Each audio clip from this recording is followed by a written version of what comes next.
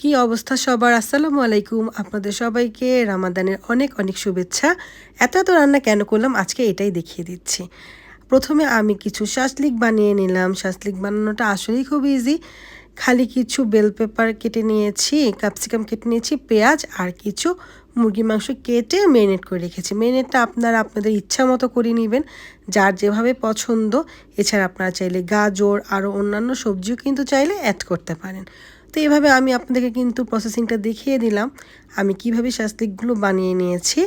আপনারাও চাইলে কিন্তু ইজিলি অনেক সুন্দরভাবে এই শাসলিকগুলো বানিয়ে নিতে পারেন বাসায়, আর অনেক মজা করে কিন্তু খেতে পারেন, কারণ রোজা রেখে এই ধরনের মুখরোচক খাওয়াগুলো কিন্তু খুবই বেশি ভালো লাগে।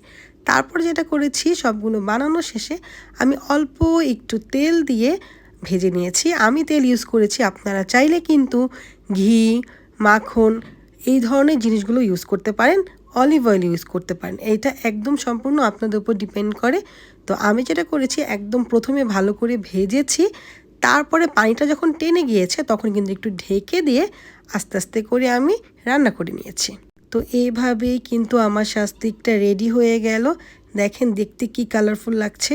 কিছু আলু আমি সেদ্ধ করে কালার দিয়ে ভেজে নিয়েছি, কিছু ডিম হালকা করে ভেজে নিয়েছি।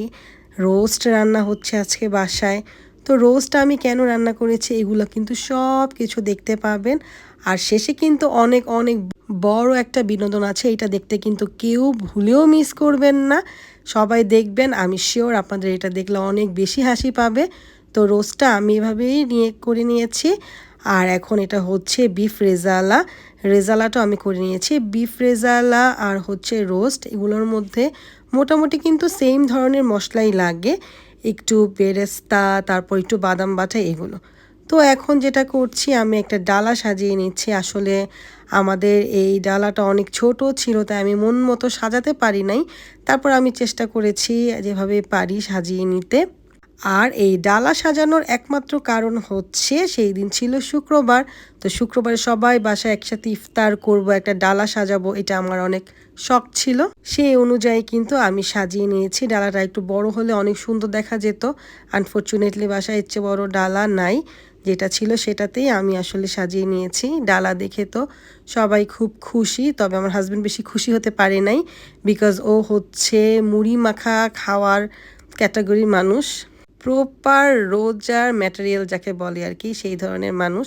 আর খুবই আদিকাইল্লা মন মানসিকতার মানুষ, যে কিনা এই ধরনের খাবার পছন্দ করে না। গালটা ফুলায় দেখেন বসে আছে।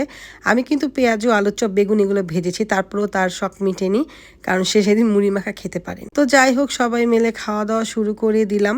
ইচ্ছা ছিল একটা ডালায় সবাই মিলে একসাথে খাবো, কিন্তু ডালায় এত ঠুসাঠুসি করে জিনিস রেখেছি, তাই একসাথে খেতে পারলাম না। আলাদা আলাদা করে প্লেটে নিয়ে নিলাম, আর যার যার মতো করে তুলে যার যেটা পছন্দ সেটা খেয়ে নিলাম। রোজা রেখে আসলে এত খাওয়া যায় না, তারপরেও এই ডালাটা আমি সাজিয়েছি, বা থালি যেটাই বলেন, আমি সাজিয়েছি। আমার খুব শখ ছিল যে ফ্রাইডেতে এরকম একটা কিছু সবাই মিলে খাবো, দ্যাটস ওয়াই আমি এটা করেছি। সারাটা দিনই কিন্তু আমার কষ্ট করে রান্নাবান্না করতে হয়েছে রোজা রেখে। আর এটা হচ্ছে গাজরের ফিরনি বা পায়েস যেটাই বলেন, এটা খেতে কিন্তু অসম্ভব মজা, আর বানানোও খুব সোজা। এই জন্য আমি কিন্তু 10 মিনিটের ভিতরে এটা কমপ্লিট করে ফেলেছি।